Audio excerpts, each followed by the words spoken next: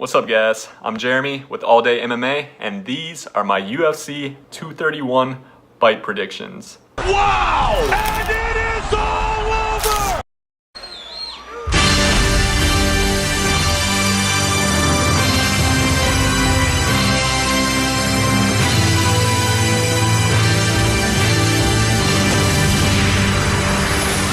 Today is Saturday, September 8th, which means a fight that I've been looking forward to for a long time, as I'm sure many of you guys have as well, is finally, hopefully happening tonight, which is Max Holloway, the champ, versus Brian Ortega.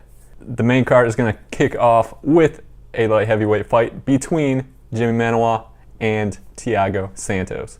Now, even though Jimmy Manuwa, according to the UFC rankings, is actually ranked ahead of Thiago Santos, Manuwa's ranked 7. Thiago Santos, according to UFC's rankings, is number 15. That's not how I see the fight going down. Honestly, Jimmy Manuwa lately, in my opinion, has not looked too good, while Thiago Santos, aside from his setback versus David Branch, has looked incredible. Just been finishing people left and right. He's the younger of the two. He's more powerful. He's quicker. Jimmy Manuwa lately, he hasn't looked too good. He's getting a little up there in age. He's 38, I believe. He's lost his last 2 fights. He lost to Volkan by knockout, and his last fight was against Jan Blachowicz. Not exactly 100% sure how you pronounce his name. My apologies if that was incorrect, but I do believe he got staggered in that fight, and Jan is absolutely not known for his power, so that can be a little worrisome because Thiago Santos is a powerful dude.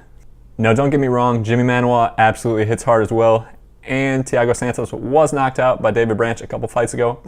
But with that said, I do not see tonight going too well for Jimmy Manuwa. My prediction is Thiago Santos by knockout in the second round. Moving on, our next fight up on the main card is a featherweight bout between Hakeem Dawodu and Kyle Bochniak. Now, I have not seen Hakeem fight before, so take my upcoming prediction with a grain of salt, but I do very vividly remember Kyle Bochniak's last fight, which was against a dude that everyone is super hyped about named Zabit Magomedsharipov.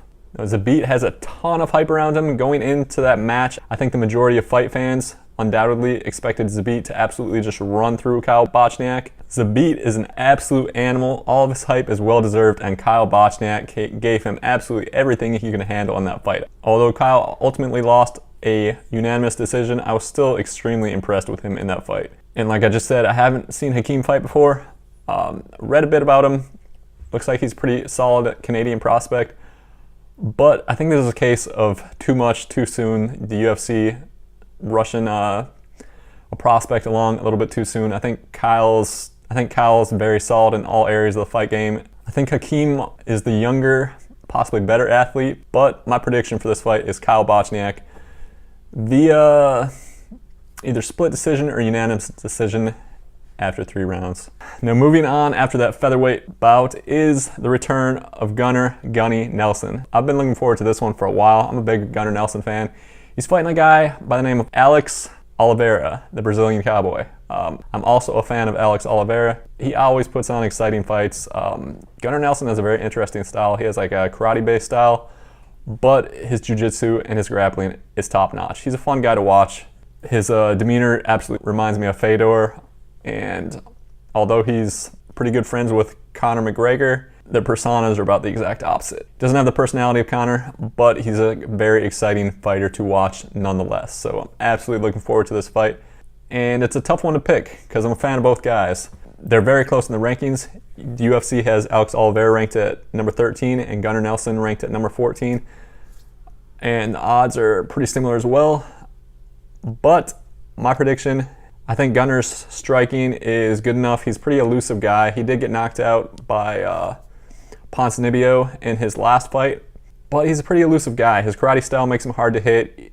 I think he's a lot better striker than a lot of people can give him credit for. He's a little undersized for a welterweight, but he's sneaky with the strikes. He catches people off guard. He hits them with a lot of strikes they don't see coming because of his karate style, and he's very good at what he does. Alex Oliveira likes to swing for the fences, man. He always puts on action-packed, exciting fights, but I think he tends to overextend himself sometimes, and I think that will be his undoing in this fight. I think he'll get caught reaching a little too much with his punches.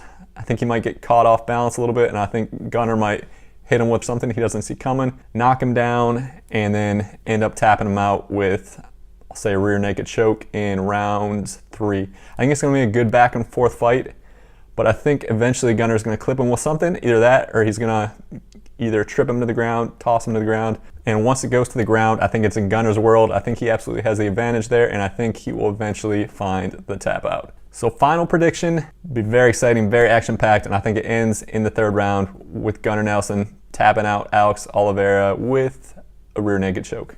Now after this fight, we are moving on to the co-main event, which is once again another fight I've been looking forward to for a while. I have a pretty good feeling of how it's going to go down, considering these two have already fought 3 times, although it was in Muay Thai and not MMA, but they're still both strikers, and they are Joanna Jędrzejczyk and Valentina Shevchenko. Valentina fought the majority of her career at 135. Joanna fought the majority of her career at 115. So Valentina's moving down to 125, and Joanna's moving up to 125. Now, like I said, they've already fought 3 times before, with Valentina winning all 3 bouts under Muay Thai rules. Obviously, MMA has a different rule set, the gloves are a little bit different, and there's a lot of other factors that come into play. But both of the fighters haven't really changed that much. They're both primarily strikers. Joanna has really solid takedown defense. Valentina, I would say, is the better grappler, and she has the better takedowns. But honestly, I don't think Valentina is going to look to take this fight to the ground. I think she'll be confident that she's already beat Joanna 3 times in striking matches, and I think she'll be the bigger, more powerful, stronger fighter. They're both great stand-up artists, but if I had to give the edge to one of them, it'd absolutely be Valentina. I think Joanna typically has a higher output as far as her striking goes. Valentina typically looks to counter, and I think that's lost her a couple fights in the past.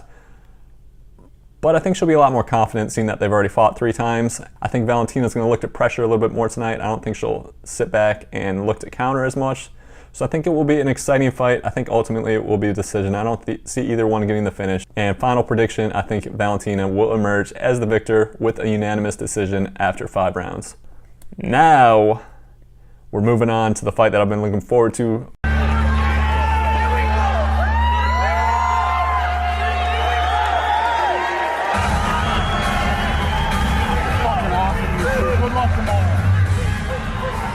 Max Holloway versus Brian Ortega.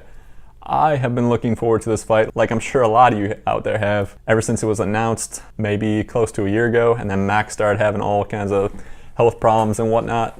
Finally, barring nothing crazy happens today, we're finally going to be able to see that fight. And man, they're absolutely two of the most exciting fighters in the UFC. Both of them have that go for broke, going for the finish style. They both throw caution to the wind. Neither one of them is anywhere remotely close to a point fighter, and it should be a very exciting fight. I think Brian Ortega, without a doubt, is the better submission specialist. He's the better grappler, and I think you can say the same about Max Holloway as far as striking goes. But clearly Brian Ortega packs some power. I mean, the first guy to knock out Frankie Edgar, and he did it in impressive fashion. Man, I did not see that one coming. I thought Frankie would be a little bit too much for him, but Brian Ortega put him down and put him down quick. But Max Holloway, as far as we've seen so far, that dude's got a granite chin. So I don't see Brian Ortega getting the finish via strikes. I think if he finishes him, it's probably going to be his that crazy guillotine he has, which he seems to be able to finish anybody in the world with. But Max is a very good grappler himself. I don't see him getting caught. I think the most likely outcome of this fight, if there's a finish, is Max Holloway overwhelming Brian Ortega in the later rounds, getting worn down a little bit, getting him tired. Max Holloway's got a crazy output. He has crazy cardio. Both of his fights with Jose Aldo, who's without a doubt one of the greatest fighters of all time, they were close in the earlier rounds. Holloway was landing his shots. Aldo was landing his shots. They were very close fights, and then it got into the later rounds. And Max Holloway was just too much. He just keeps that output up, and he just wore Jose Aldo down, dragged him to deep waters, and then he drowned him. Now, Jose Aldo hasn't always been known to have the greatest cardio of all time, so I think Brian Ortega probably has better cardio, but I don't think his cardio is as good as Max Holloway. I think Max Holloway is just going to keep up that crazy output. I think Brian Ortega will get worn down a little bit, and I think eventually Max Holloway will either get the finish in the 5th round via TKO, or I think the more likely outcome is he'll win a unanimous decision after 5 rounds. I wouldn't be surprised at all if it was 3 rounds to 2, but I think the most likely outcome and my prediction is Max Holloway via unanimous decision in the 5th round. And there we go. Those are my predictions for UFC 231. Let me know what you guys think below. This will probably be a thing I start doing from now on in the future for upcoming events, especially pay-per-views. I'll try and upload my predictions maybe a couple days ahead of time, and they'll be a little more thorough than this one was. But seeing as today's the day of the fights, I want to put something out there. And be sure to let me know what your predictions are for tonight's fights down below. Anyways, enjoy the fights. Thanks for watching, and I'll catch you in the next video. Oh my goodness! Oh my God! Just like that! That is some serious power! Wow!